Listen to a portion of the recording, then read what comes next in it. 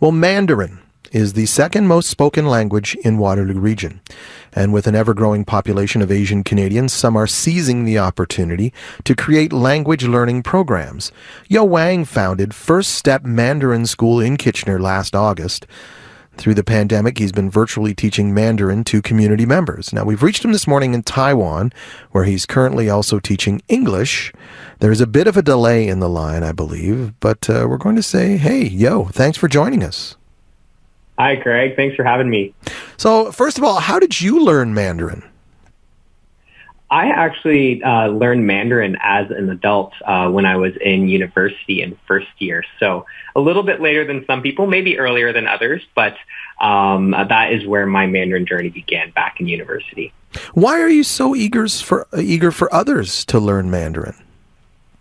I think one awesome thing about learning Mandarin is it can really, especially in Waterloo Region, it can really help you connect to our community. So as you've had previously mentioned, it's the second most spoken language now in Waterloo Region. And I think that percentage is just going to be continue to grow year after year. And just that when you're able to speak to other people in their first language, I think it just like opens the door for new friendships and just a great opportunity to discover a lot more about your neighbors. What kind of uptake are you seeing in this? It's been pretty good. I think we did have a little bit of a downtake when we had to close the school and move online, but things have kind of slowly recovered. And currently, we have over 20 students currently studying with us. Oh. So I'm pretty happy about that. Talk a bit about the cultural impact of running these language classes in KW. I do want to clarify on that. Is it? Could you just clarify that a bit? Sure. I'm just wondering what you feel the cultural impact is of doing this. So in terms of culture, I think one really interesting thing is just when some of the Chinese members of our communities are able to become our teachers. I think a lot of them have just so much joy in being able to share their mother tongue with people that are in our community. Right. And then on the other hand, I hear stories about our students saying, "Hey, I went to a restaurant and I was able to order in Mandarin, or I was able to talk to my in-laws for the first time."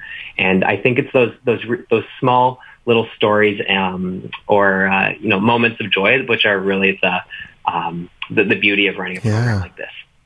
And you're in Taiwan right now. Tell us more about what you're doing there. Yeah, so I'm here. I'm teaching English. So when things started closing down and we had lockdowns last year, I was previously working at a tech company in Cambridge as my other job, and unfortunately was not able to do that anymore.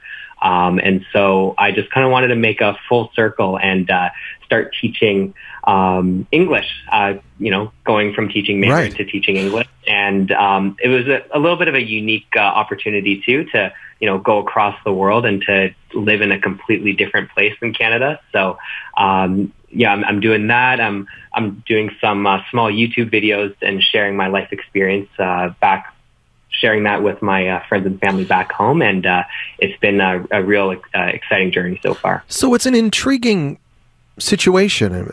Talk a bit about what it's like teaching English over there and the congruencies, I guess. There must be some sort of similarities to teaching Mandarin in Waterloo Region.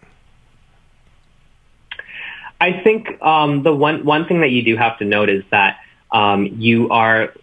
so there's different types of learning. So one type of learning is when you are actually in a country that speaks that language primarily and you're learning that language. So for example, Craig, if you wanted to learn Chinese and you went to China to learn Chinese, that's one type of learning style. And then the other type of learning environment would be you learning Chinese in Canada or a person learning English in Taiwan. So you don't have that full environment. And I think that does come with some different challenges. You have to really find ways to bring that language into your life. But I think there's also a lot of opportunities no matter where you are. Everyone is online now. And I think that really opens the door for students to really learn quickly. We have some students here in Taiwan who have become, like, I'm not joking, almost completely fluent in English by watching YouTube videos. Like, wow. they don't have very much of a strong accent. And you'll find actually similar stories or situations in Canada where people are using different online methods to learn Mandarin or other languages, just, in Waterloo Region or elsewhere in Canada. And it's really amazing to see. And just before we let you go, Yo, that's something that sort of hit me, and that's everyone's learning something new, or a lot of people are learning new hobbies and things like that. How could learning a new language be rewarding during the pandemic?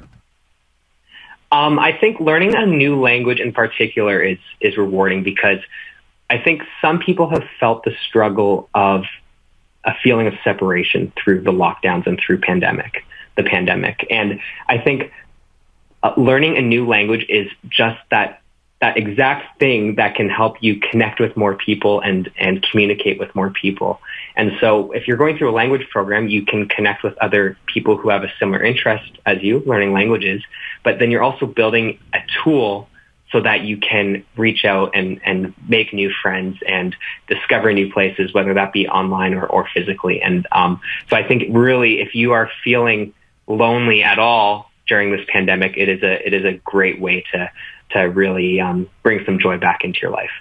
Yo, great to talk to you this morning, but I guess it's this evening where you are there. So yes, it's 12 hours different. Yeah, so. it's still 7:20 there. Just yes, PM. It is. Yeah, we are on the same time, technically. Yo, thank you so much for this, man. Thank you very much, Greg. Have a good one. You too.